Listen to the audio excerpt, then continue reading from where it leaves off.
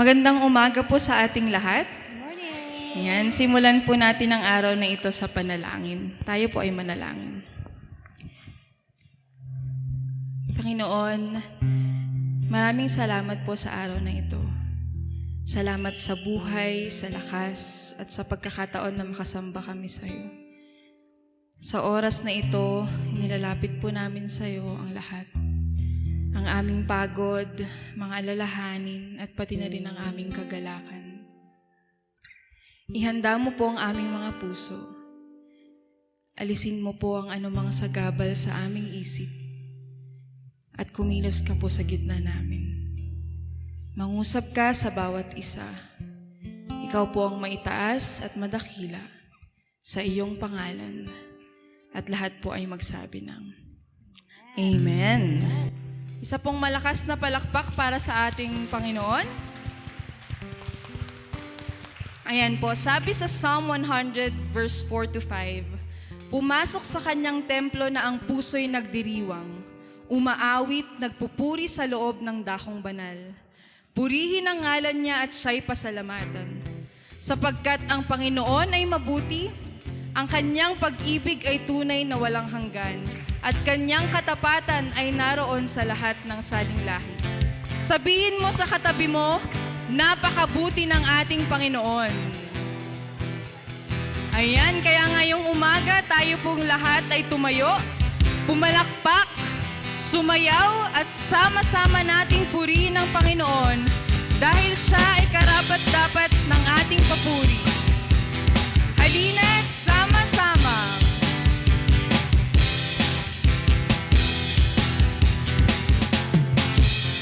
Awitin po natin. Halina't sama-sama, purihin natin siya. Halina't sama-sama, awitan natin siya. Ipalakpak ang iyong kamay, itaas at ikaw ay lahat ay magsabi, Diyos ay buhay. Muli po nating awitin, halina't sama-sama. Halina't sama-sama, purihin natin siya. Halina't sama-sama, awitan natin siya. Ipalakpak ang iyong kamay. Ipalakpak ang iyong kamay, itaas at ikaw ay lahat ay magsabi, Diyos ay buhay. Ipalakpak ang inyong kamay. Ipalakpak ang iyong kamay, itaas at ikaw ay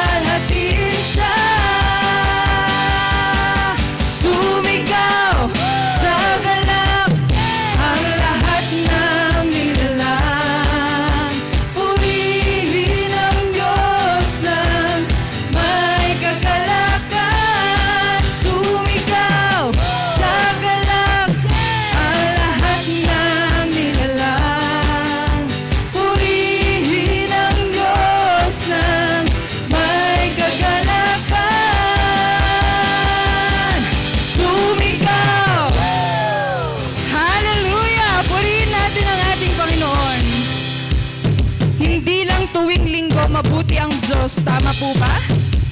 Araw-araw siyang tapat sa atin. Ibig sabihin, may panibagong simula tayo araw-araw. Kaya pagpatuloy natin ang papuri natin sa Panginoon.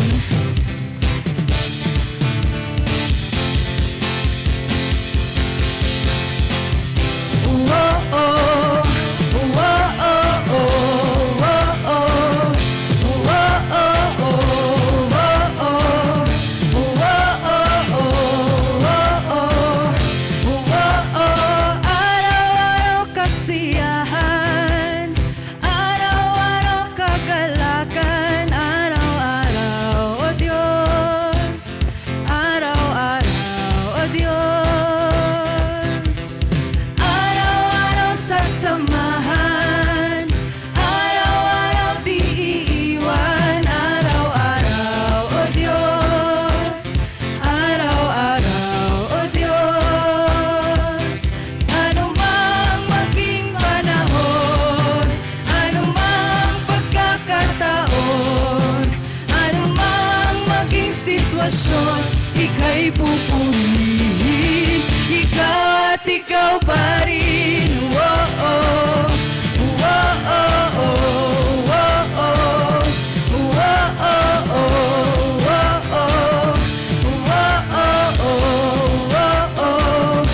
oh-oh, araw-araw kasiyahan, araw-araw kagalakan, araw-araw, O Diyos, araw-araw, O Diyos.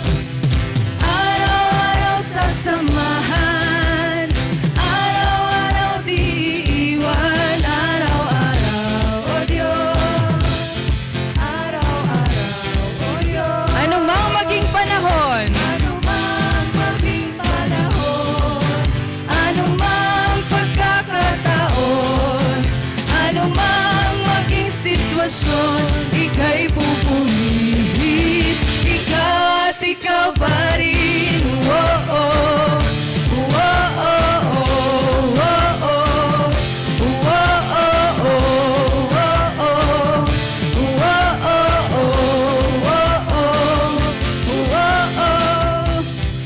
ipahayag natin kung gaano kabuti ang Panginoon at tunay ngang wala siyang katulad. Tama po ba?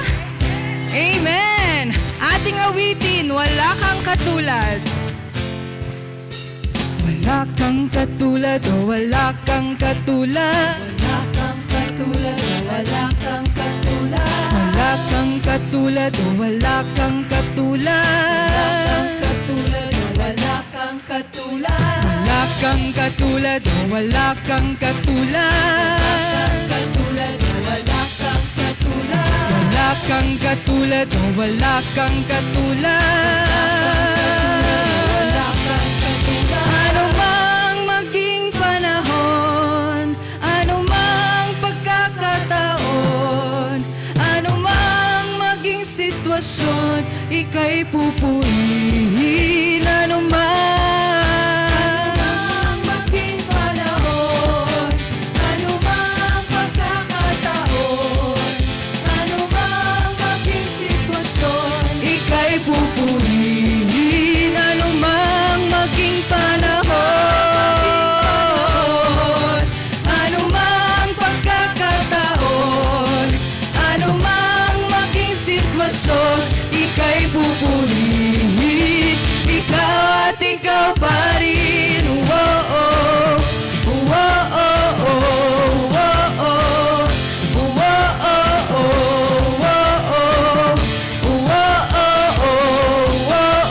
ikaw at ikaw pa rin.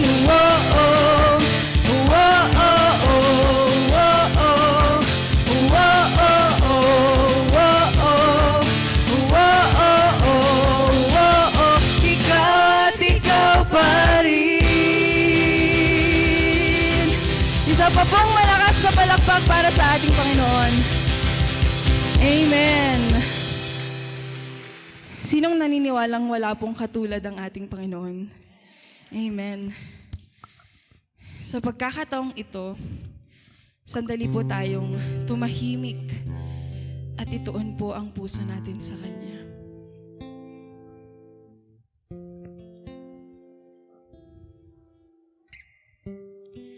Alam niyo po sa araw-araw na ginagawa ng Panginoon, patuloy at patuloy niyang ipinapakita ang kanyang kabutihan at kanyang kadakilaan. At ang bawat pangako niya na pinangahawakan natin ay tunay nga pong totoo. Palaging tapat sa ating buhay. Kaya sabihin mo sa sarili mo, tunay ngang tapat ang aking Diyos. At dahil sa kanyang katapatan at pagmamahal, ang nararapat lang na tugon natin ay ialay ang ating buong puso sa kanya, hindi lang bilang tagasunod, kundi bilang tahanan niya. Maghari ka, Panginoon. Ang puso ko'y dinudulog sa'yo, nagpapakumbaba, nagsusumamo, paging dapatin mo. Ikaw ay mamasdan, makanikat, sa'yo ay pumisa. Muli po nating awitin ang puso ko'y. Ang puso ko'y dinudulog sa'yo, nagpapakumbaba, nagsusumamo, paging dapatin mo. Ikaw ay mamasdan, makanikat, sa'yo ay pumisan. Loobin mo ang buhay ko'y maging banal mong tahanan. Luklukan ng iyong wagas na pagsinta. Daluyan ng walang hanggang mga papurit pagsamba. Maghari ka, O Diyos, ngayon at kailanman.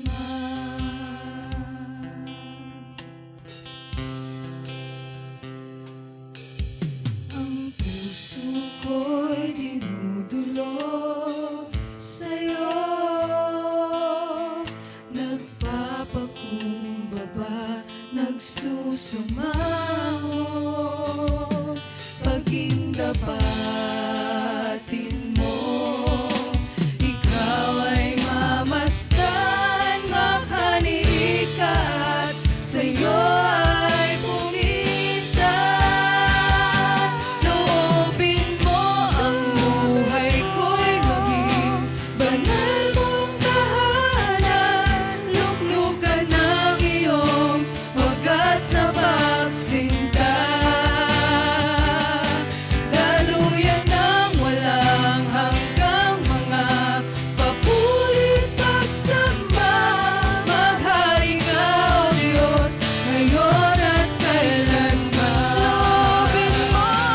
Loobin mo ang buhay ko'y maging banal mong tahanan. Luklukan ng iyong wagas na pagsinta. Daluyan ng walang hanggang mga papurit pagsamba. Maghari ka, O Diyos, ngayon at kailanman. Maghari ka, O Diyos, ngayon at kailanman. Maghari ka,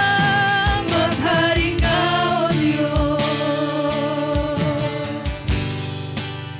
ngayon at kailanman.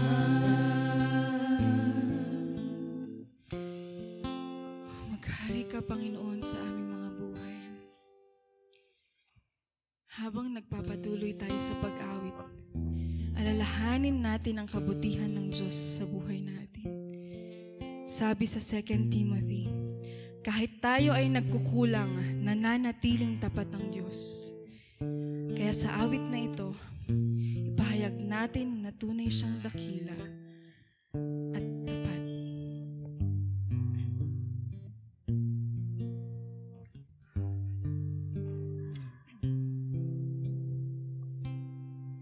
Sadyang kay buti ng ating Panginoon, nagtatapat sa habang panahon, maging sa kabila ng aking pagkukulang, biyaya niya'y patuloy na laan. Katulad ng pagsinag ng gintong araw, patuloy siyang nagbibigay tanglaw. Kaya sa puso ko't damdamin,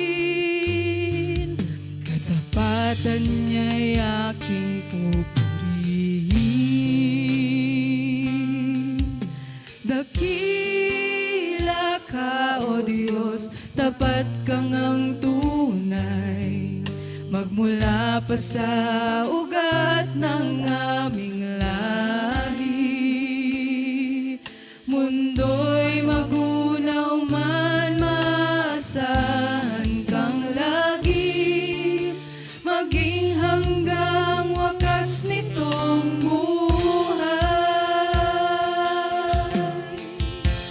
Awitin natin kaya, O Diyos. Kaya, O Diyos, ika'y laging pupurihin. Sa buong mundo'y aking awitin. Dakila ang iyong katapatan, pag-ibig mo'y walang hanggan. Dakila ka, O Diyos, tapat kang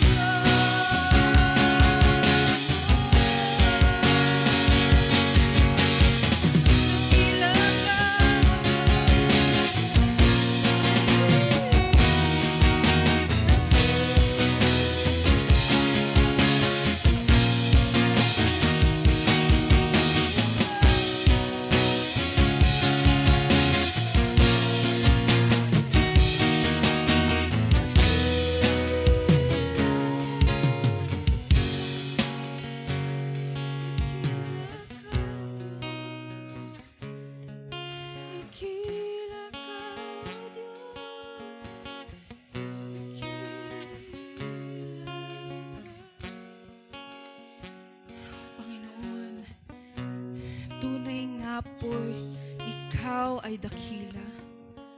At salamat, Panginoon, sa presensya mo. Salamat sa kagalakan. Salamat sa kapayapaan at sa pag-alala at paalala sa iyong katapatan. Dakila ka, O Diyos. Walang katulad ang iyong kapangyarihan at kabutihan. Tapat ka magpakailanman. Hindi ka nagbabago at hindi mo kailanman pinapabayaan. Sa bawat panahon ng aming buhay, ikaw ang aming sandigan at pag-asa. Lord, habang kami po ay makikinig sa iyong salita, ihanda mo ang aming mga puso. Alisin mo ang anumang hadlang upang kami lubos na makapakinig at makatanggap. Bigyan mo kami ng malalim na pag-unawa at tulungan mo kaming maisabuhay ang aming maririnig araw-araw. Mangusap at maghari ka sa bawat isa sa amin. Ikaw lamang ang aming itinatanghal at pinupuri, sapagkat ikaw ay dakila at tapat magpakailanman. Sa iyong pangalan, ang papuri at pagsamba, at lahat po ay magsabi ng Amen at Amen. Isa pong malakas na palakpak para sa ating Panginoon. Ayan, sa oras na ito, batiin po natin ang bawat isa. Umikot po tayo, kamustahin ang bawat isa at magbahagi ng magandang ngiti. Gawin natin ito habang inaawit natin ang Bida Song.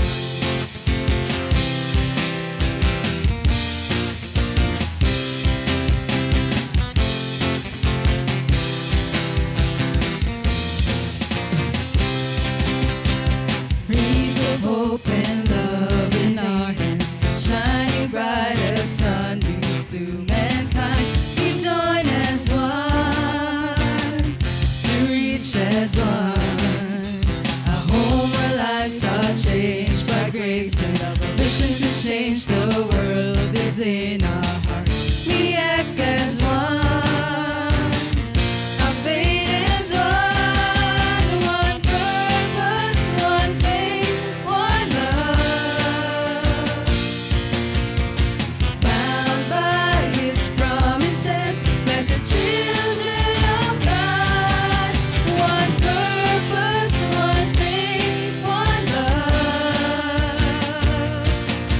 Hands lifted to the heavens, hearts beating as one.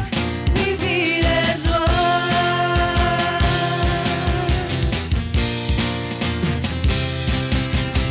The love of God never ceases to work in. Soon everyone will know and hear it's true.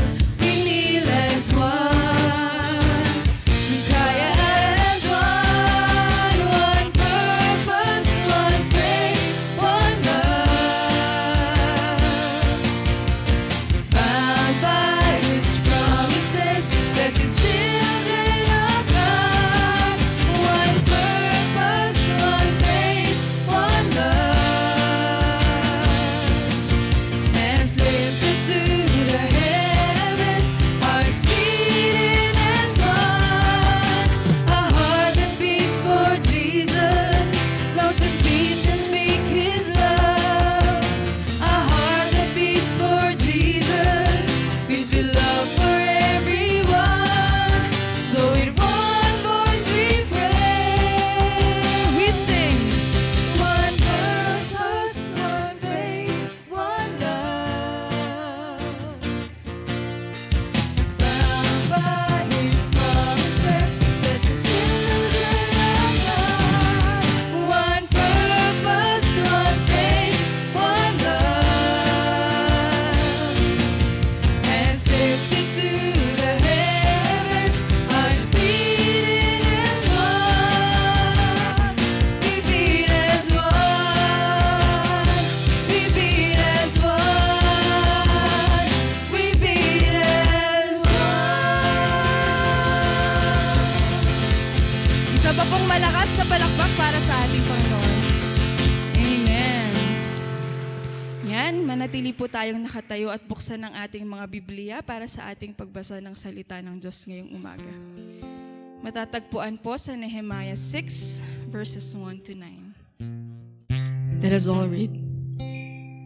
When word came to Sanballat, Tobiah, Geshem, and the Arab, and the rest of our enemies, that I had rebuilt the wall and not a gap was left in it, though up to that time I had not set the doors in the gates. Sanballat and Geshem sent me this message: Come, let us meet together in one of the villages on the plain of Ono. But they were scheming to harm me. So I sent messengers to them with this reply: I am carrying on a great project and cannot go down. Why should the work stop while I leave it and go down to you? 4 times they sent me the same message, and each time I gave them the same answer.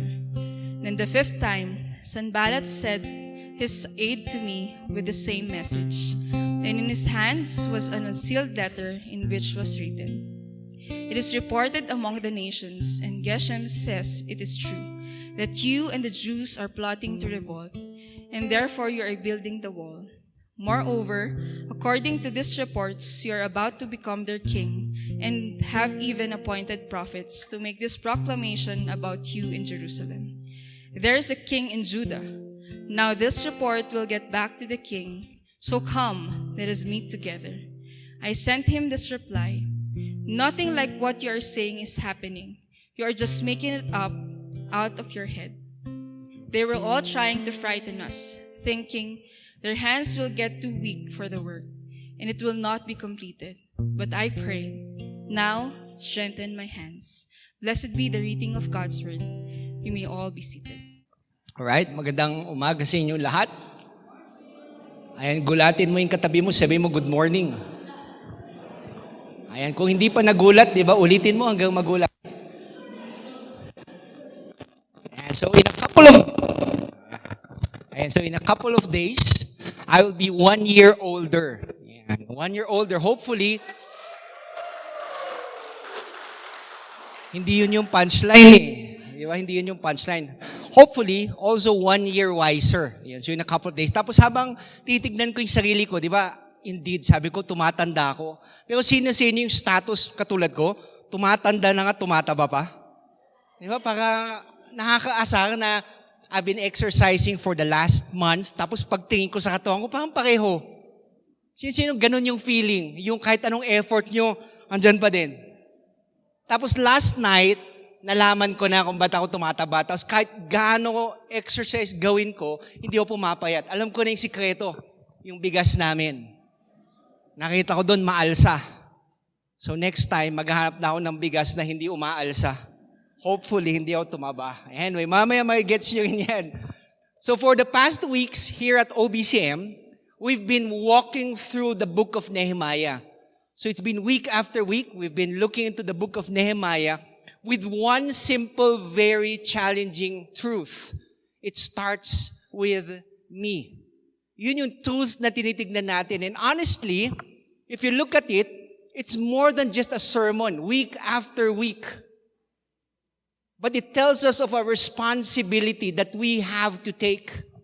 Because every Sunday, it's easier to say amen. Amen?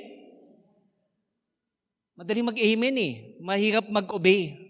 Mas madaling manood kaysa mag-participate. Mas madaling mag-comment kaysa mag-commit. And let's be honest, mas madaling maging attender kaysa maging builder ng mission and vision ng OBCM. But what's so beautiful about this season of OBCM is that God is raising up people who are willing to take ownership of this church. Week after week, I've seen it with my own eyes. People volunteering to clean, to fix every Saturday. Yung lunch, after lunch, every Sunday, di ba, we host lunch. People are already volunteering even just to sweep, to clean the tables, to flush the CR. May nagpa-flush na po ng CR, praise God. Dati wala. Kahit yung simpleng mga bagay, people are owning up to that responsibility. Week after week, I get to see people who gets to say, hindi lang ako mag-attend sa OBCM, but rather they would constantly declare that they are part of what God is building here in OBCM. People are not only building things here at OBCM, are taking ownership of things here in OBCM, but they are taking ownership of their own lives. They're building their families. They're building broken areas in their faith. They're building their habits and even their attitudes. And as we look at the life of Nehemiah, hopefully you get to relate sa buhay ni Nehemiah, not because of the burden that feels so heavy, but because of God moving in your lives. Diba? First, God calls you, then He builds you while you build what He assigned you to do. So if you've been joining us ever since the start of the series, you already know that this is not only information, but what we want to achieve is for you to be formed in the image and likeness of God. And this Sunday, diba, it's the week before anniversary. Di ba kayo excited? Next week na yung anniversary. And let's be honest, di ba, next week it's exciting. Di ba kayo excited? Pagkain. Balita ko, mayroon pang photo booth. Lechon, di ba? Lechon na i-donate nyo pa lang. Di ba? Balita ko, may ice cream. Siguro yung iba, wow, grabe, God is so faithful. Yung mga sinishare nila mga testimony. But beyond all of that, we're not just simply celebrating 8 years, but we're celebrating people who stayed faithful to God's call. Because before we get there, we have to deal with a very real tension. What if the biggest threat to what God is building at OBCM is not failure, but how about if it's distraction? Because sometimes we don't stop building because we get attacked. We stop building because we get busy. We stop building because we get distracted. We stop building because we are pulled in different directions. So today, God is reminding us, if it really starts with us, then we have to learn to stay focused. We have to learn to stay faithful and not come down from what He has assigned us to do. Which brings us to today's message, entitled, Do Not Disturb. Diba? Napakasimple, para madali niyong alalahanin. Do not disturb. Sabi mo sa tabi mo, do not disturb, habang nakikinig ako. And this becomes very familiar, not only in church, but in our day-to-day living, yung do not disturb. Most of us, familiar tayo sa do not disturb na word sa ating mga phones. Di ba? We place it on do not disturb. Or some, they call it airplane mode. O basta, it's a mode or it's a setting na ginagamit natin kapag we don't want our focus to be distracted. Di ba? Nag-aaral ka for an exam that's very important or a meeting. Tapos ilalagay mo yung phone mo kasi ayaw mo nag-ring, ayaw mo ng notification, ayaw mo ng messages. Ilalagay mo sa do not disturb. Which brings us to a very simple and very important idea. When something is important to us, when something important is happening, you don't let everything have access to you. If something is important to you, you don't let everything have access to you. You control what gets in. You decide what gets your attention. Yun yung idea behind Do Not Disturb. So today, the title, Do Not Disturb, because in Nehemiah chapter 6, we see that the biggest threat to the wall was no longer opposition. The biggest threat to the wall is interruption. Imagine mo, Nehemiah is almost done building the wall. Then suddenly, he has an invitation. Yung invitation niya is, come, let's meet. And if you read it casually, di ba parang okay lang, parang friendly gesture, uy, Nehemiah, kape naman tayo. It might seem harmless, but Nehemiah discerns something deeper. He knew that this was not about connection. This was about distraction. And his response is powerful. As we read it a while ago, sabi niya, I am doing a great thing. I am doing a great work and I cannot come down. In other words, sabi niya, do not disturb. May ginagawa si Lord ngayon. So let me make it very personal for us at OBCM. Lahat tayo dito, and even if you're watching later, we have those do not disturb moments in life. Moments where we think it is very important to set our focus. Di ba? Bakit kaya kung kailan may importante, kung kailan gusto mo mag-focus, biglang dumadami yung mga istorbo? Di ba? Tingnan mo yung katabi mo. Isa ba siya sa mga istorbo? Di ba? When you finally decide to pray, di ba? Biglang tumunog yung tiyan mo. Di ba? Kaya ang dami mong naisip, gusto mo na mag-pray lang eh. Biglang dami mong naisip, naalala mo yung utang mo, naalala mo yung kailangan mo linisin na CR, biglang gusto mong scroll yung cellphone mo. Siya sa inyo, antok na, tapos biglang the temptation just to look at your phone. Tapos yung 1 minute, naging 5 minutes. Next time, puyat ka na kasi naging oras na just because of one simple look at your phone. Suddenly, everything becomes important except the one thing that truly matters. And if we're not careful, we become people who are always available but never deeply focused. Today, God is reminding us there are moments when spiritual maturity looks like this. It is knowing when to say, do not disturb, because God is building in you something too important to keep interrupting. So we have read the passage a while ago, and today allow me to leave you 3 things that Nehemiah did. Mabilis ang 3 bagay na ginawa ni Nehemiah aligned with our passage of Scripture. The first thing that Nehemiah did was the word discern. Sabi niyo sa katabi mo, discern.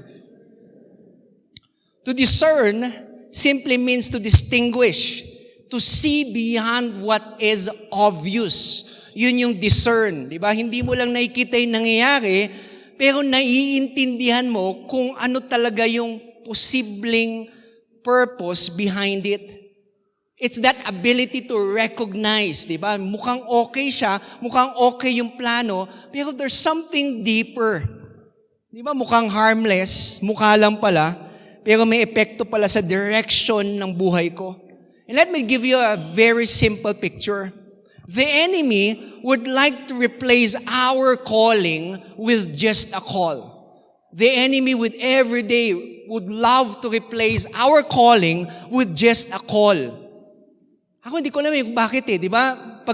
If you ever had toddlers o may baby kayo sa bahay, I remember si Matthew nung bata, si Matthew, siyempre malikot yung kamay Biglang isang bagay, biglang ahabulin niya, tapos next moment, nasa bungangan na niya. And if you know it, di ba? Pag kinuha mo sa bata, isang bagay na sinabi niya, mine, isang bagay yung gagawin niya. Iiyak siya. Tapos tatandaan niya yung mukha mo. Pag tanda ko, babawi ako. Hindi, joke lang. Di ba? They would cry. And as adults, as parents, yung ginagawa natin, we look for something that seems interesting para sa kanila. Di ba? Kahit anong bagay kukunin natin, ang ganda nito, Tapos the baby, at first glance, di ba titignan niya? Tapos titignan niya ulit yung hawak niya. But the more you entice the baby, the more he would look at it, then all of a sudden, bigla niyang bibitawan yung nasa kamay niya at ipapalit niya yung bagay na yon. And that's what the enemy wants to do with us. And if we do not exercise proper discernment, ganun palagi mangyayari sa atin. We lose our calling to something that is less important. And honestly, that's very human. Even adults are like that. We don't always move away from danger because we understand it deeply. We move because something else captured our attention. It doesn't necessarily need to be harmful, but it's something that takes you away of your calling. Di ba yung mga bagay na it captures your attention so well? Di ba kanila, a couple of weeks ago, we were talking na wala namang temptation na pangit Meron ba? Di ba kasi kung na-tempt ka, tapos hindi naman, tapos pangit siya, hindi siya temptation. Minsan, hindi naman masama yung agad na distraction. It just looks more appealing in that moment. Kaya may mga tao, di ba, they're supposed to be working, tapos nangyari, hindi naman working na ginagawa nila. Ano yung ginagawa nila? Scrolling. Not because scrolling is evil, but because it is more interesting at the moment. Di ba yung sa atin, biglang 5 minutes lang, tapos naging 1 hour, naging half day na, tapos ikaw pang nainis kasi wala kang natapos.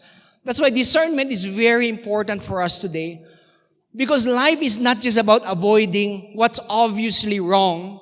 It's about recognizing what is quietly pulling you away from what is right. Kung bad or good, di ba discernment, di na kailangan masyado yun eh. Pero usually it's choosing between what is good and what is godly. Yun yung kailangan natin ng discernment. And if you don't develop that kind of awareness, you won't even notice that you are already drifting away. Di mo namamalayan, unti-unti pala wala ka na. And going back to our passage of Scripture, we see it clearly at Nehemiah chapter 6 verses 1 to 2.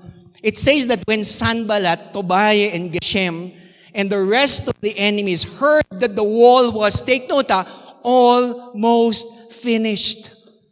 Malapit na, konti na lang eh. They sent a message. Sabi nila, come, let us meet together in one of the villages on the plain of Ono. Di ba pag pinakinggan mo, normal lang naman eh. Sinabi lang nila, come, friendly invitation. Usap tayo, kape-kape lang. But Nehemiah immediately recognizes something deeper. Sabi niya, hindi to connection eh. Ayaw nila makipag-usap. You know what he discerned? That it's a trap. And that's what discernment is. It's the ability to recognize that not everything that sounds good is actually good for your assignment. Hindi lang yung ano yung sinasabi, but ano yung intention nito. Because distraction rarely introduces itself as danger. You know how it introduces itself? It introduces itself as opportunity. Saglit lang, pakinggan mo lang to. Open-minded ka lang naman, di ba? Tanga, mabilis lang. Pero yung saglit lang, yung saglit lang na yan can quietly pull you away from what God is building in your life.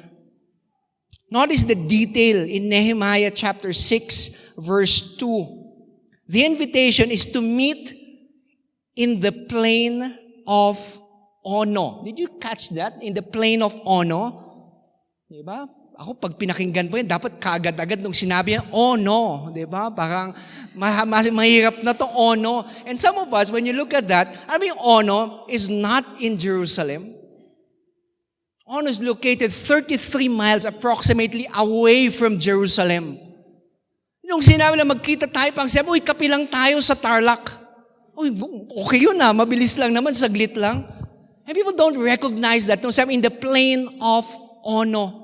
Ono is not a neutral ground. It was outside of Jerusalem, outside of Nehemiah's place of assignment. He was assigned in Judah. He was assigned in Jerusalem. And these people were calling him outside of his assignment, outside of building the wall. In other words, they were saying, come down where God has placed you. Alam mo, pag yun yung sinabi, kaagad sasabihin nyo, no, no, no. Pero dito enticing, di ba? Come down. Magkikita lang tayo in the plain of Ono. They were saying, come down where God placed you and meet us somewhere where He has not called you. But there's no such thing as a neutral ground when you are building something that God has assigned in your life. If it is outside of your calling, it has the potential to pull you away from it. Yun ang tanda natin, is it something that pulls me away of God's calling in my life? One of a beautiful story is located in 2 Samuel chapter 11, where there's this person by the name of David. We know David. David. And one of the most famous stories, aside from David and Goliath, was his sin. David and him sinning against Bathsheba. I don't know how it happened. In 2 Samuel chapter 11, there's a phrase that says, in the season where kings go to war. Let me repeat it if you didn't get it. Sabi, in a season where kings go to war. Guess where David was? He was in the palace. He wasn't at war. He wasn't in the place where God assigned him to be. Ano nangyari yun? As you read it in God's Word, he fell into sin. Yung isang tingin lang, saglit lang tignan na next dun talagang tingin na. There was a joke sa amin. Just a joke, sabi niya. Kaya parang di ka daw magkasala pag tingnan mo yung babae. Di ba, tignan mo lang daw once. Kasi twice daw, di ba, something will play in your mind. Ano sabi ng friend ko, sabi niya, once lang, gano'n. Tapos di na daw niya tatanggalin, di ba? Para once lang talaga. David was supposed to be in battle, but he was at home. That small shift shifted his position big time. Because when he was out of alignment with his assignment, even ordinary moments, just looking at your terrace becomes dangerous moments. That's the danger of being out of place. You start reacting instead of discerning. Hanggang ganito tayo minsan, di ba? Lord, I'm focused na po. Tapos biglang may mag-invite sa'yo, bro, ML tayo, 1 game lang. Yung mga ganon, yung mga scam na gayon. And most of the time, I'm guilty of this, di ba? Tapos next yung 1 game naging road to mythic. Road to mythic na. Yan, saying thank you sa mga nagbuhat sa akin. Mythical Glory, 61 stars. I'm just kidding. Okay, a quick coffee lang. Tapos kala mo coffee, tas nagchichikahan lang pala kayo. Yung saglit lang, kasi yung word na yun is very dangerous. Dahil yung saglit lang, minsan, yun yung pinakamahal na saglit sa buhay natin. Which comes us to this statement, not everything that calls you is called by God. Not everything that calls you is called by God. That line is really what Nehemiah chapter 6 verses 1 to 2 is exposing. Because the message sounded so normal. Come, let's meet together. Walang mura, walang curse word, walang obvious threat, walang red flag at first glance. But Nehemiah had discernment to see that just because something is calling you, it does not deserve your attention. Some calls are just distractions wearing a friendly voice. And if we're honest, this is very real in our everyday living. Di ba may mga calls tayo na araw-araw, it doesn't look sinful at all, but they slowly pull you away from what matters. Simple lang di ba? Think about how much can be done towards expanding God's kingdom. If Christians won't spend almost 3 hours in Netflix or playing games. Think about the times when you wanted to pray, but you also wanted to scroll. You're about to focus on work, tapos biglang may update sa GC. You're resting, tapos biglang may random urge just to check sino bang nag-like sa post ko, may nag-heart na ba, may nag-comment na ba. Wala namang masama individually, but collectively, they start owning your attention. And before you know it, your day is full. Take note, your day is full, but your assignment stays untouched. Not every invitation deserves your response. Not every opportunity is an assignment. Sometimes people will say, saglit lang, or importante to, kailangan kita. Pero you have to ask yourself, is this aligned with what God is building in my life right now? Because urgency, mga kapatid, is not always the same as importance. Our attention will always be limited. You can't give it to everything that speaks loudly. Siguro you've heard about that illustration about holding a jar or holding a glass container. Tapos, di ba, may binigay siya sand, pebbles, and rocks. What happens if you fill it first with sand? Tapos next dun, yung rocks, yung pebbles, tapos last yung rocks. How you'll find out, hindi nakakasya yung rocks. If you start with the sand, urgent but not important, you won't have room for what truly matters. So the application is simple but challenging. Learn to pause before you respond. At first, process it. Think about, is the Lord calling me to this? Or is it just a calling for me? Because maturity is not just about doing many things. It's about recognizing which things are actually yours to carry. If you don't learn that, you'll end up busy, but not built.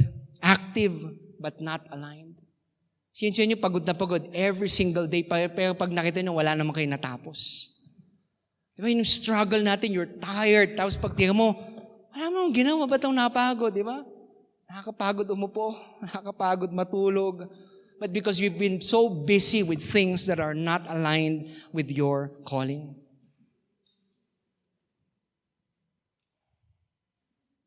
Our careers oftentimes would offer us detours, thousand detours. I've worked in the bank for almost 10 years. And our careers will oftentimes offer us detours that seem better. A better paying job, diba? More influence, promotion. But they rob you of your purpose. Beware of ministry that grows wide but shallow because of people pleasing.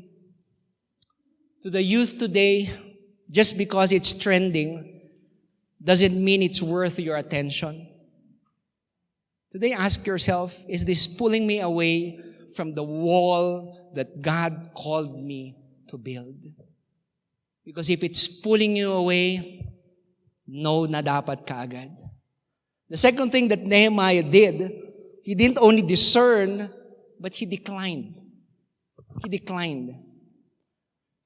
The passage teaches us not just discernment, but the ability to actually make a decision based on what you see. Because many people recognize distraction. They exercise discernment. Alam nila eh. Pero you know where they fail? They fail to decline. They failed at the discipline to refuse. To decline means to refuse access with intention. Hindi lang siya, ayoko. But it's more like, I recognize this, and I will not give it space in my life right now. It's about boundaries that we set. And here's a life fact that makes this even more practical. Studies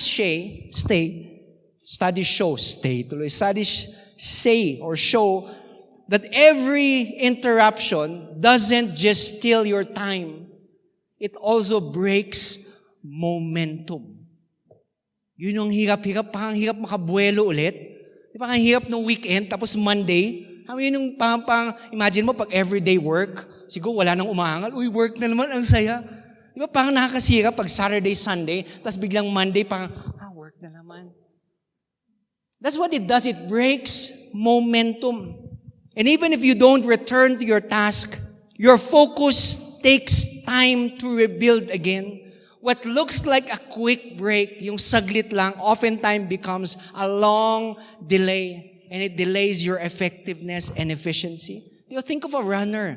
Yung mga tumatakbo, yung mga 400 meters, okay, mga tumatakbo ng marathon. Di ba, imagine a marathon, tapos nakikinig siya sa lahat ng tao, kaya mo yan. Okay yan ha. Sige, balikan natin mamaya. Di ba, marathon runner would just run. He notices that people are cheering, people are calling him, people are telling him to slow down for a while, but the runner ignores all of that because he knows one thing. The finish line is ahead. And that moment is what he is focused on. Take note, hindi siya bastos dahil hindi niya pinansin, hindi rin siya distracted. He's intentional. He understands that every unnecessary stop is a delay to victory. Every unnecessary stop is a delay to victory.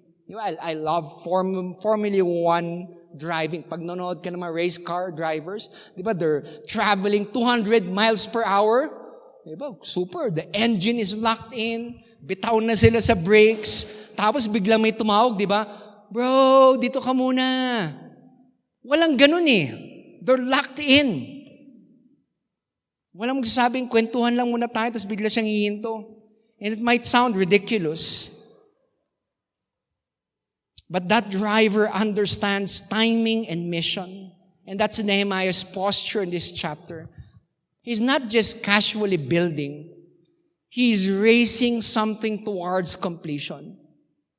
And distractions are not just annoying, they are dangerous when you are close to finishing something so important. Steve Jobs said, focus is not just about saying yes to things, but saying no to 100 other good ideas. And that hits us deeply because it means even good things can become distractions if they are not part of your assignment. Not everything that is helpful is necessary. Not everything good is aligned. Sometimes the most spiritual decision you can make is to simply decline something that is not wrong, but not right for your season. Now let's anchor this to Nehemiah chapter 6, verses 3 to 4, where we actually get to see what it means to decline in real time. Nehemiah responds to the repeated invitation with the statement, I am doing a great work and I cannot come down. Why should the work stop while I have to leave it and go down to you? The powerful phrase I like to look at is the word come down. Yun yung word doon. Pag-isip nyo, come down, bumaba. Which signifies not only physical movement. Diba yung isip natin pag bumaba kasi physical movement. But it shows us a lowering of position. It's like Nehemiah is saying, why would I step down from my assignment just to get distracted by you guys? He's not just refusing a meeting, but he's protecting his position. Ano mo mahirap doon? Pag ganyan, pag nag-no ka umpisa, paulit-ulit eh. Hindi lang siya one time eh. They didn't stop. In verse 4, they sent the same message 4 times, and every time, Nehemiah gave the same answer. Meaning that to decline is not a one-time decision. It's a repeated discipline. Kasi yung distraction, persistent din eh. Di ba? Hindi lang katulad mga Christian, persistent. Pati yung gawain ng mga kaaway, persistent din. Di ba? Yung una, one try lang. Tapos pag nag-no ka, paulit-ulit. Di ba? Yung mga bro, last na to, promise, saglit lang. Bro, promise, mabilis lang to. Tapos ikaw, sige na nga. Pagbigyan ko na nga. If you look in the Bible, di ba si Jesus,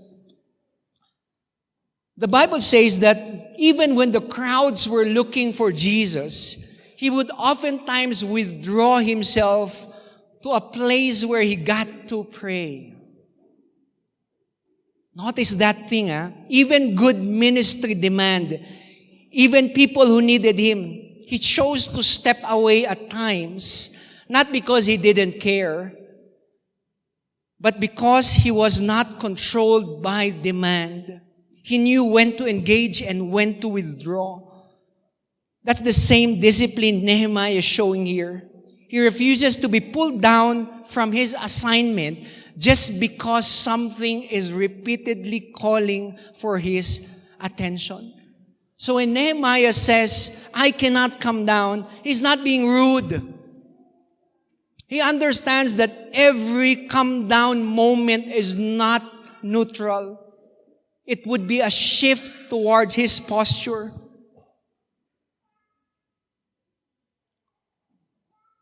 Minsan kasi tayo, kung kailan tayo super busy, di ba? Yun ang mga times na pinagbibigyan pa natin ibang tao.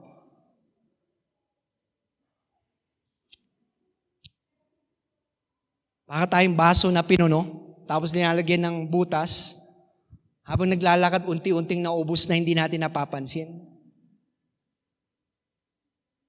That drift doesn't happen in a moment, but rather we quietly drift and drip as we move along in our life. So the lesson is simple but strong. To decline is not rejection, it's protection. It's saying, I will not come down from what God assigned me to do just because something keeps calling me. Which leads us to a statement. Focus is built by the no's you're willing to repeat. Focus is built by the no's you're willing to repeat. Nehemiah wasn't just saying no once. The invitation came 4 times, and every time he gave the same answer. Meaning that focus is not a one-time heroic moment. It's a discipline of repeated refusal. Hindi siya no lang isang beses, kundi no na may paninindigan kahit paulit-ulit. And this is very real for us today. Kasi most distractions don't respect our first no. You can say no to scrolling. Pero take note, bukas andyan na naman yung temptation. You can say no to quick chat lang to. Then mamaya may follow-up message. Na sandali lang, promise, Beshi. You can say no to a lot of unnecessary breaks. But somehow, the opportunity to drift keeps showing up. And every time you repeat your no, you're actually strengthening your ability to stay focused. Focus is not built by removing all distractions. It's built by refusing what keeps trying to pull you away from what truly matters. And here's something I learned the hard way. It's not bad to say no. It's not bad to say no. In fact, in many cases, it's the healthiest decision that you can make. And not only the healthiest, but the most necessary decision that you can make. Saying no doesn't mean that you're rude unless pasigaw mong sinabi, no! Diba? It doesn't make you proud, doesn't make you unkind. It makes you aware of your calling and your assignment. Not every request deserves your yes, and not every opportunity deserves your time. Some no's are actually acts of wisdom. Because if you cannot say no to the wrong things, you will eventually lose your ability to say yes to the right ones. Diba, nag-yes ka lang nung una mong boyfriend, pinakasalan mo, tapos nung dumating yung tama sa tingin mo, sayang, nakaptali ka na eh. Every day, every week, I get to assign my schedule. Kaya pang ayos, may invitation dito, may invitation dito. I have to properly, is it aligned with where we are called? And if not, I have to humbly say, no, hindi pa pwede. It's not aligned with my calling and my assignment. But if you want to focus, don't wait for distractions to disappear. Train yourself to repeat your no. No to unnecessary interruptions. No to the things that feel urgent but are not important. No to the things that are not your assignment. Because every no you repeat is actually building a stronger yes to your purpose. And over time, you'll get to realize the people who look the most focused are not the ones with the least distractions. They are the ones who learned how to say no without guilt, repeatedly until focus becomes their lifestyle. Last word, last practice that Nehemiah did is the word dismiss. Sabi mo sa tabi mo, dismiss. This is where things gets deeper. Deeper than just saying no. Because after you learn to discern what's not from God, after you learn to decline what pulls you away, there's still another layer that you will face in life. You will still hear noises even after you made the right decision. And that's where we learn the discipline of dismissal. To dismiss simply means to refuse emotional engagement. Hindi yung I won't go or hindi. But I will not let this take space in my mind. Because not everything that reaches you deserves a reaction from you. Some things will come, words, opinions, accusations, pressures. But dismissing means you don't let it sit. You don't let it grow. You don't let it shape your direction. You acknowledge it, but you do not entertain it. Parang dumaan lang sa isip mo, pero hindi siya tumiras sa isip mo. Studies on attention and stress show that the brain tends to amplify repeated negative input. I mean, the more you dwell in criticism, the more you dwell on the noise of the world, the heavier it feels. Even if it started so small, the real battle is not just what comes to you, but what you choose to keep replaying in your mind.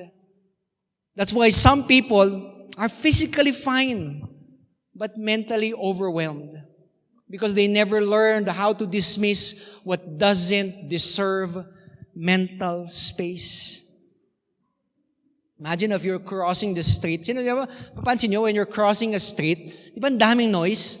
Pinapansin nyo ba lahat? May nag-uusap sa 7-Eleven, titignan mo pa. Di ba? Pagtawid mo yung mga bumibisina, tinitignan mo. Yung mismong brakes, Alexi, titignan mo. Di ba hindi? You learn to fine-tune. Maraming noise dyan, but you don't let it have space in your brain. You acknowledge it. Alam mo kasi, you can laugh today and say, oh nga, pastor, narinig ko yan. But it doesn't occupy space in your minds. Some of us need that skill in life because not every noise deserves our response. Minsan, kahit wala kang kaaway, mga unsolicited opinion, yun ang mga nagiging kaaway mo sa buhay. Going back to our passage of Scripture in verses 5 to 9, it's a bit long, in verses 5 to 9, we get to understand why it really matters that we have to dismiss these things in our head. In verse 5, the strategy shifts. Take note, it's no more an invitation to come down. It becomes an open letter. And in that culture, an open letter was intentionally public exposure. Ibig sabihin, binasa yun sa harap ng maraming tao para mapahiya, para ma-pressure, para mag-doubt ka sa sarili mo. The accusation is serious. You and the Jews are planning to rebel. So the attack is no longer about pulling Nehemiah away from the wall, but it's about shaking him internally. Then in verses 6 to 7, the phrase, it is reported. Tapos Geshem says it is true. Shows us something very important. Take note that there's no evidence. You know what they had? Repetition. Walang ebidensya, pero patuloy na inuulit nila. It's hearsay multiplied until it sounds like truth. And that's how noise in our heads work in real life. Hindi naman kailangan totoo eh. But if you continuously play it in your head, then one day it would begin to sound true. And believe me, a lot of churches, a lot of people's calling have been destroyed by this thought. Now here's the key word in verse 8. Nehemiah says, you are just making it up out of your head. And that phrase is very powerful. The word making it up carries the idea that something is imagined. It's fabricated. It's not grounded. In other words, Nehemiah is saying, that is not reality. Hindi naman totoo yan eh. This is noise pretending to be reality. To dismiss then is not ignorance. It is refusal to internalize false weight. Take note, hindi naman sinabing, wala akong pakialam dyan. But he said, I will not make this live in my head. Because if you do not dismiss it, it starts influencing your opinions. Then after it influences your opinions, it influences your decisions. After it influences your decisions, it influences your direction. And in verse 9 shows the strategy behind it all. They were all trying to frighten us. That word frighten means that it was the goal. The goal was not information. It was weakening hands through fear. That's why our passage of scripture today lands beautifully in verse 9. If you look at verse 9, it says there, they were all trying to frighten us, thinking their hands will get too weak for the work and it will not be completed. But take note, this is where the things begin to shift when it said, but I prayed, now strengthen my hands. I have the word but, kasi yung word na but dun biglang may shift may turning point It means you try to define me through fear, but I will respond through prayer. Noise had a voice, take note, but it did not get authority. Nehemiah does not debate. Hindi niya sinabi, mali yata, hindi naman totoo yan, o kaya ang dami niya sinabi. He doesn't overthink. He does not defend himself endlessly, but he directs everything towards God. The phrase, strengthen my hands, is very intentional.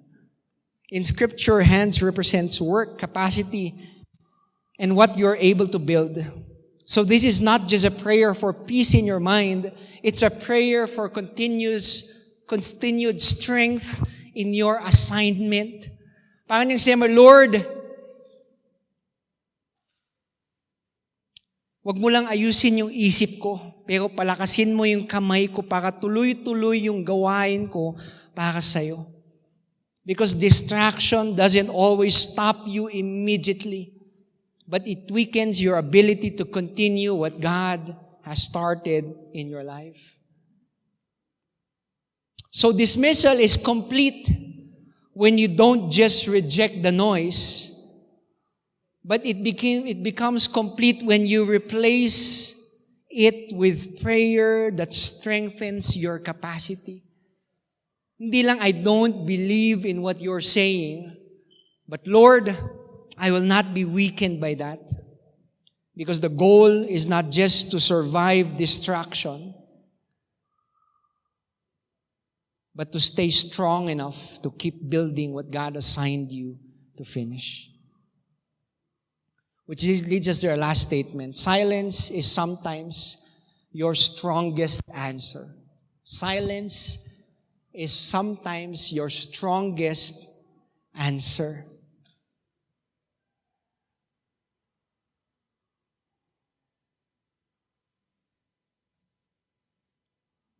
Yun, silence. That line, di ba yung tawag sa line kasi is still counterintuitive. Kasi in the world that we live in today, everyone feels the need to respond. Everybody feels the need to explain themselves, to defend themselves, to prove themselves. But biblically and practically, silence is not weakness. It is controlled strength. It is the discipline of refusing to give unnecessary energy to things that are not worthy of your attention. In Nehemiah chapter 6, there were accusations, there were rumors, there was pressure. But one of the most powerful things that Nehemiah did was not just what he said, but what he refused to engage in. He didn't argue his way through distractions. He stayed anchored in his assignment. Most of us are trained to think that if anyone or if someone says something about us, we need to correct it immediately. Sino yung ganun? Kailangan nyo defend. If there's criticism, we need to defend ourselves right away. If there's misunderstanding, we need to explain everything in detail right away.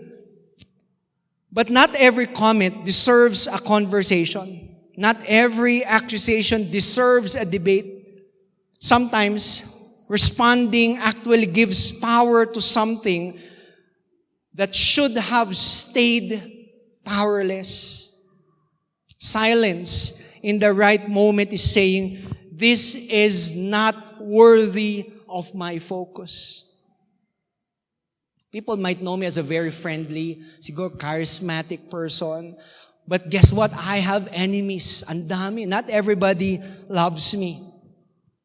Siguro. Diba? Parang ice cream lang yan. Sino sa inyo gusto ng ice cream? Diba? You might say, ice cream na yun. Lahat may gusto. But believe me, there's one person siguro listening or sitting there, ayoko ng ice cream. Ayoko ng ice cream. Not everybody would love the way I preach. It's not your cup of tea. Siguro ayaw nila. Not everybody would agree to the decisions that I make. Diba? Yung iba nga sabi, hindi daw ako namamansin. Sabi, hindi ako namamansin daw. Sabi ko, alam mo, pag inisip ko lang ha. Inisip ko, then I was joking around in my, sige, sa susunod, pag nakita kita, kikis kita. I respect preference. But at the same time, I don't let it in my head. Si Jesus nga perfect, di ba? Si Jesus perfect, loving, kind. Pero guess what? May tao pang may ayaw sa Kanya. And guess what? Pinako pa nga siya eh. Tayo pa kaya? My mission, my assignment is not to be your favorite. It's to be faithful to God's call in my life. Sabi mo sa katabi mo, hindi ka ice cream. Pero kung ice cream ka man, hindi lahat ng tao gusto ang ice cream. Diba, think about it, diba? You're doing something important, focus na focus ka, tapos biglang may magko-comment, diba? Ang pangit naman. Okay, biglang may magko-comment, hindi niya kaya yan. You don't have to stop at everything just to argue your capability. If you're building your career, if you're building your faith, if you're building your discipline, and people start questioning your direction, you don't always need to pause your progress just to answer every opinion. You know why? How I figured this out? I'm 43. Every explanation would cost you time. Every explanation would cost you your focus.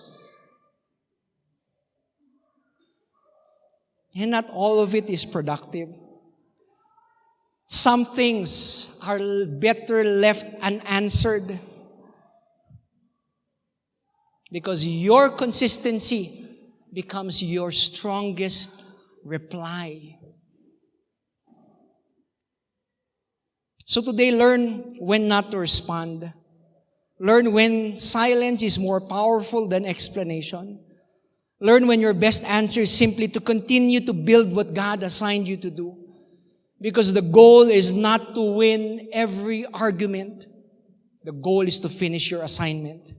And sometimes the most spiritual, the most mature, and the most focused thing to do is to stay silent and at the same time faithful. Let me end with this.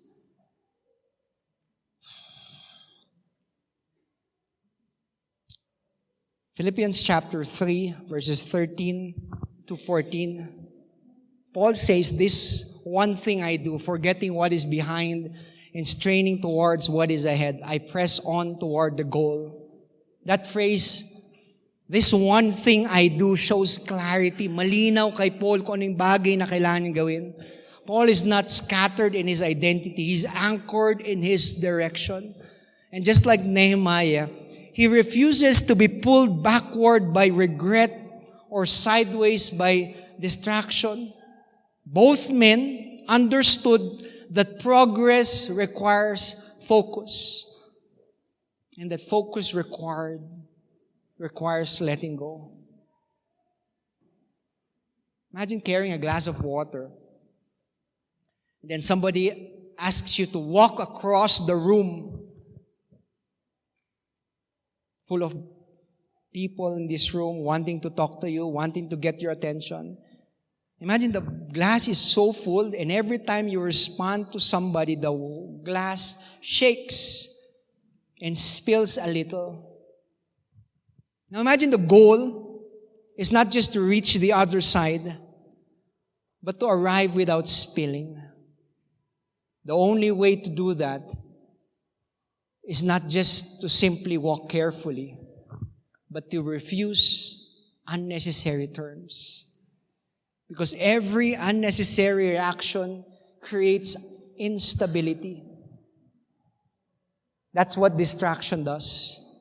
It doesn't always stop you immediately. It spills your focus over time. That's why both Nehemiah and Paul lived with a finished mindset. Nehemiah stayed on the wall. Paul pressed towards the goal. Both refused to be scattered by the noise because they understood something simple. What you keep turning towards is what you eventually lose to momentum in. So the question becomes personal. What is one thing you need to forget and one thing you need to chase so that you can finish what God started in you? Focus is not just about doing more. It's about protecting what matters most from unnecessary turns and interruptions. So let's end with this. As we come to the end of the message, Nehemiah leaves us with a picture that is both simple and confronting. A man surrounded by noise, by pressure, by invitation, by accusation, and still be building. He didn't finish because life became quiet. He finished because he learned to stay focused in the middle of noise. And maybe that's the word for us today at OBCM. God is not always asking for a quieter environment, but He's asking for a stronger focus. Because if we're honest with ourselves, most of the time, it's not the big sins that stops us.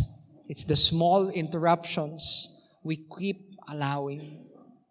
The quick detours, the unnecessary explanations, the opinions that we keep replaying in our minds, the invitations we never should have entertained. And slowly, without noticing, we lose momentum. Not because we've stopped believing, but because we stopped focusing.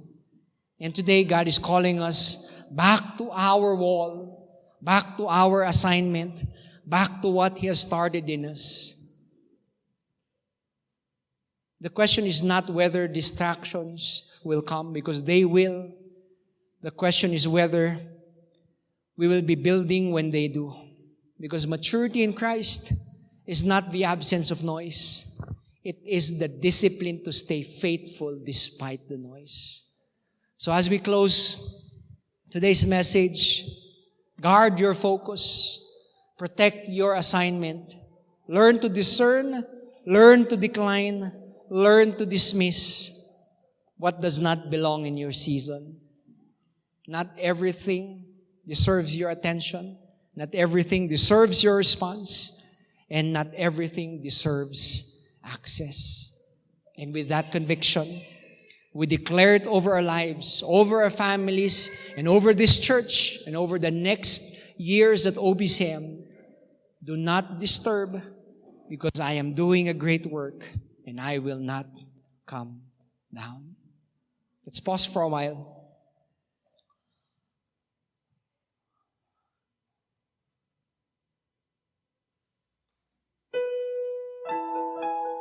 But before we respond, let these questions sit quietly in our hearts. What invitation have I repeatedly been entertaining that is actually pulling me away from my assignment?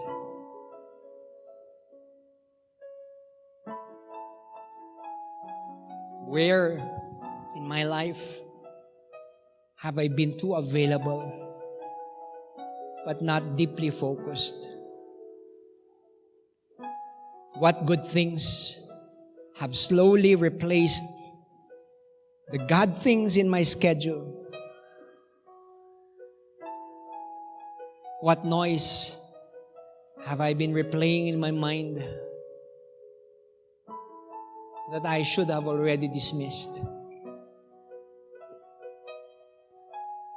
If God looked at your schedules today, if God looked at your current season, would He say that you are building? Or would He say that you're just busy? What is one no I need to finally repeat so that I can protect my yes to God?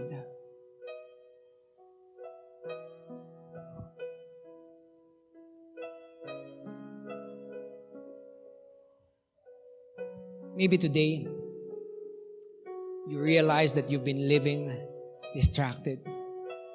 Not just from your purpose, but from God Himself. You've been busy, take note, but not anchored. You've been active, but not aligned. Tonight, Jesus is not inviting you to try harder, but He's inviting you to come back to Him.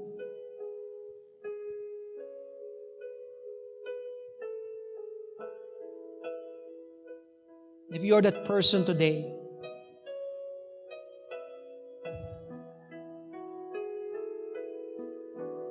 just respond in your heart right now, Lord, I'm coming back to you. And as you come back to Him, remember this truth over your life. Do not disturb, because you are doing a great thing. Heavenly Father, we come before you with hearts broken. You see how easily we get distracted, how quickly we respond to things that don't align with our purpose, and how often we lose focus on what truly matters. Forgive us sa mga pagkakataong bumababa po kami, our assignment, where we've come down from the wall, stepped away. You've called us to build. Today we ask for your grace to discern clearly, the courage to decline wisely, and the strength to dismiss what does not belong in our heads and in our hearts. Teach us to recognize your voice above the noise of fear, above pressures, above distractions, and strengthen our hands again for the work assigned us to do. Panginoon, sa mga pagod ngayon, allow them to focus. Those who feel scattered, realign them.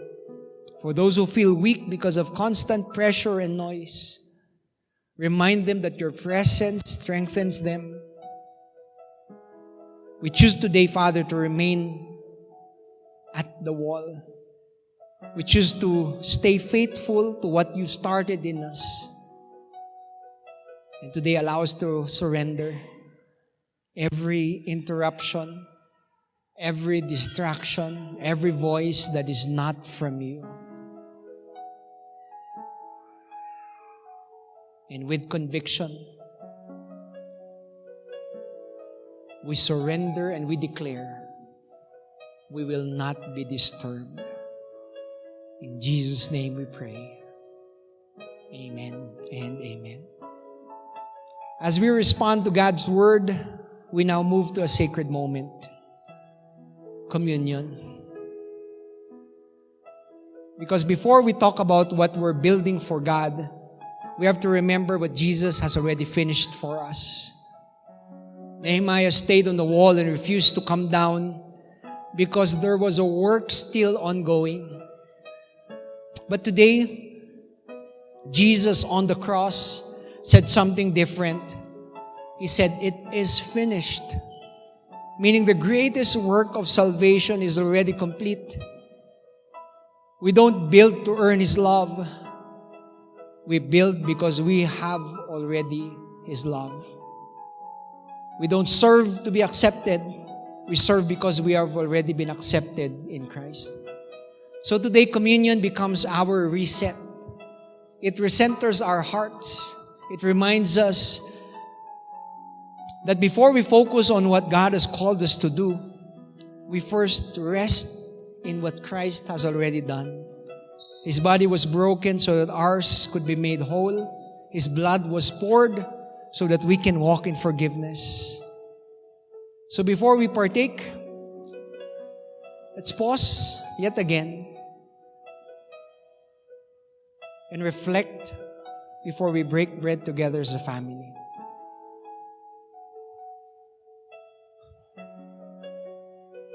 Lord, we thank you for the cross. We thank you that even while we get distracted, you remain faithful.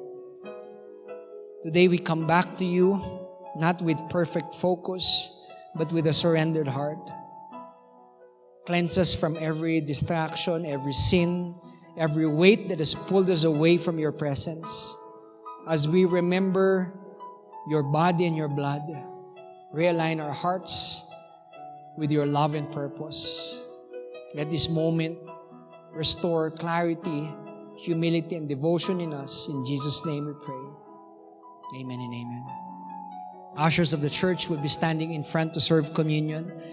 If you have prepared your heart and accepted Jesus as Lord and Savior and would wish to partake of the said communion elements, may I request you to form 2 lines in the middle, and as you approach the front, you may partake of the said communion elements. You may begin.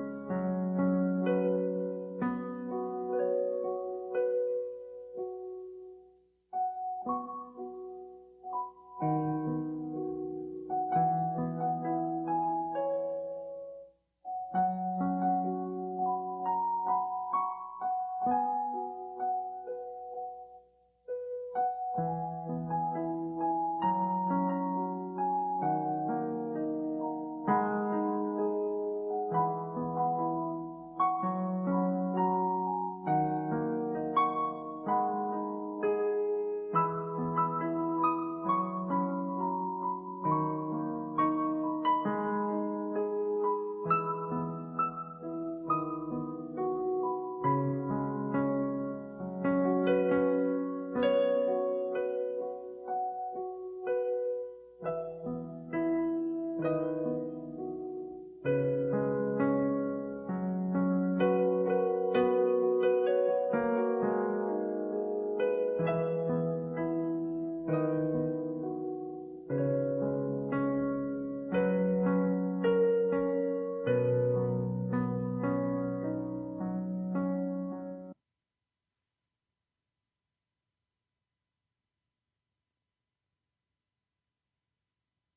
morning, church. Yan, pakisabi naman sa katabi mo, I'm so glad that you're here today. Yan. So once again, good morning. Can you once again look at your seatmates? Look at the faces of your seatmates. Yan. Did you get a clear look? Now, meron ulit akong challenge. Can I ask everyone to take out a coin or a bill? Mas maganda kapag bill. 100 pesos, 50 pesos. Basta kung meron kayong bill, pakilabas lang po. Okay? Then look at that bill. Makikita po natin dyan, meron siyang muka. Tama po ba? May muka. There's a face. And as we look at it, we realize that it is not our face. Tama po ba? Meron po bang pera dyan na yung mukha niya yung nakalagay dun sa money? Meron? Wala. It's a face of another person. And that face is a face of a famous person. And while that bill has a famous person's face on it, in God's kingdom, that money actually represents someone else's face. Let me read to you Matthew 25:40. Jesus says something that changes how we see our resources that we have. He said, "Truly I tell you, whatever you did for one of the least of these brothers and sisters of mine, you did for me." So Jesus is saying that when we look at our resources, we should see the faces of those in need. Alam niyo po ba, it's easy to think of our tithes and offering as just giving to the church. But actually, the church is not a building. It is people. Okay? Sabi mo sa katabi mo, it's you. Church is you. Okay? The money that you are holding right now, it has a different face depending on where God wants it to go. So para sa church natin, maybe that 100 peso, 500 peso, 1,000 peso has the face of a hungry family nasa future outreaches natin. Or maybe it's the face of the person sitting beside you or behind you who needs to hear the gospel through the ministries we support. And maybe it's the face of someone you know who doesn't know Jesus yet. So dapat ang mindset natin, I'm holding someone else's blessings. Because God uses or funnels provisions through our hands because He wants us to be the answer to someone else's prayer. Itong money natin, hindi lang ito tool for someone else, for anything else, but it is also a tool for someone else's breakthrough. So imagine the impact for all of us here if we looked at all of our wallets and saw the faces of our community, and our tithes and offerings, the fuel that helps reach the least of this. So kaya as we give today, may we have a different perspective. Let us look at the purpose and see the face of the person who will be touched by your generosity. And we are not just giving, we are delivering God's provision to the people He loves. So let us be faithful deliverers today. Let us hold our tithes and offerings and let us pray. Panginoon, thank you for trusting us to be the hands and feet of your provision. Lord, we pray that as we give today, you would open our eyes to see the faces behind our tithes and offerings. Gamitin mo po ang aming handog to reach the least of this sa aming komunidad. And bless each giver today, O Lord. May their generosity reflect your heart for people. And may no one in our midst or our community go lacking because we choose to be faithful and be generous just like you. In Jesus' name we pray. Amen and amen. Tayo po'y magbigay.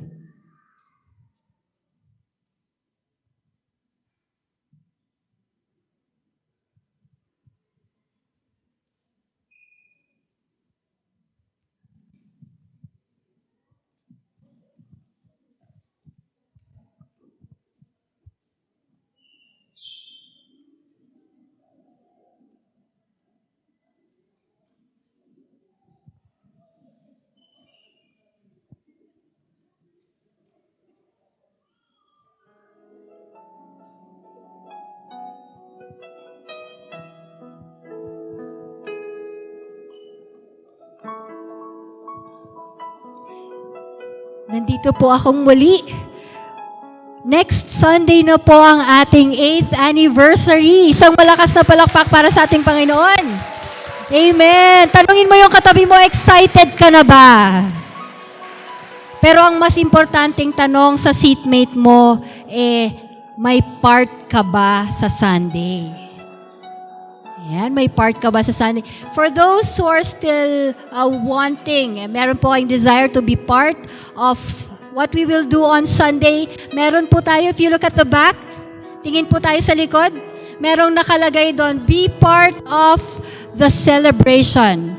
Okay, for those who want to be part of it, sign up po doon or approach us para maging part po tayo. Kasi hindi lang po tayo magiging attendee sa day na yon, we will be taking part of our celebration this Sunday. Okay, announcement, one service lang po yon, morning yung Sunday service natin and yung anniversary celebration natin will be in the afternoon. Okay, Next announcement is yung mga nag-order po ng shirts. The shirts will be available on Wednesday kung gusto nyo po siyang malabahan para magamit nyo sa Sunday. Nandito po kami on Wednesday. Diretso na rin po kayong mag-attend ng midweek. Yeah, di ba? For those who want to get their shirts, the shirts will be here. Andito po kami ng 5:30 p.m. Sisiguraduhin namin mag-attend na kayo ng midweek. So, 5:30 p.m. And for those who haven't paid for their shirts, please approach Carissa or anybody in the reception area for the payments of your shirts. And lastly, for those who have parts, yung mga sasayaw po, kakanta, on Sunday, we will be practicing po after our family day. Thank you once again, church. God bless. Ayan, can I invite all of you who are celebrating their birthday for the month of April. Ayan, April celebrants, come up on stage. Ayan, so if your birthday falls on the month of April, magbibigay lang ka po kami ng ayuda. Ayan, hindi lang po yung birthday celebrants, take note, if you graduated, ayan, if you graduated this April, may we invite you also in front as we get to celebrate this moment with you. Ayan. Ayan. It's time to put your phone down and raise your attitude. The God who made the birds see sun and the Alright. moon is Yan o, somewhere birthday. far away. Wala na? Standing in the room, so let it scream, let it shout, let 'em know what And can invite everybody to stand up as we pray for our birthday celebrants and graduates. Wala ba nag-graduate? Graduate. Ayaw? Ayaw? Ayaw na lang graduate. Ayan. And so as a family, can you just stretch? If you're comfortable stretching your arms as we get to pray for our delegates, our celebrants.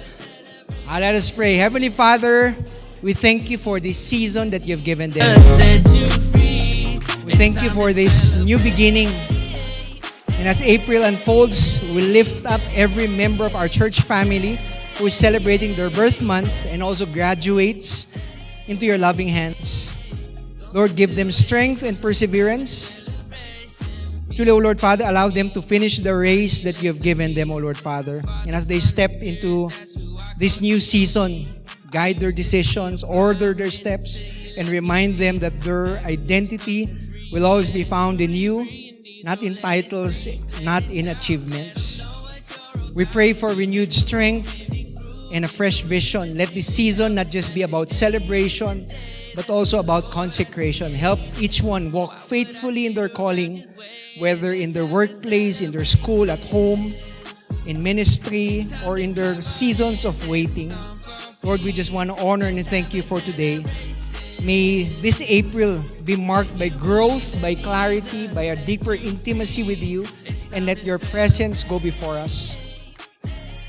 May your peace guard our hearts, and your spirit empower us daily. We celebrate with them.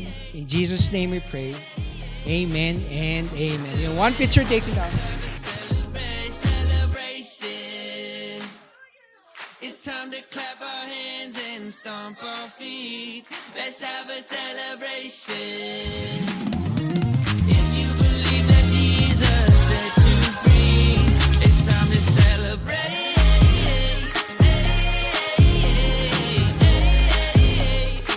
Okay, everybody, happy birthday for the last time. 1, 2, 3.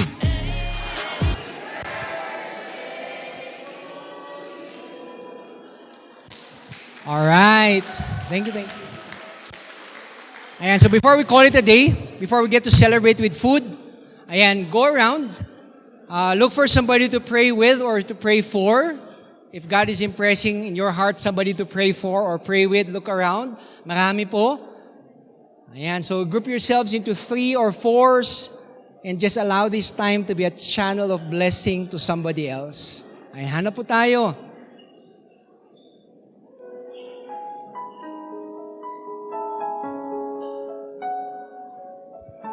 Ayan, before you get to pray for one another, continuously declare 1 Peter 2:9 sa buhay nila. But you are a chosen people, a royal priesthood, a holy nation, God's special possession, that you may declare the praises of Him who called you out of darkness into His light. Let's pray for one another. All right. Amen and amen. And so let's end in the word of prayer.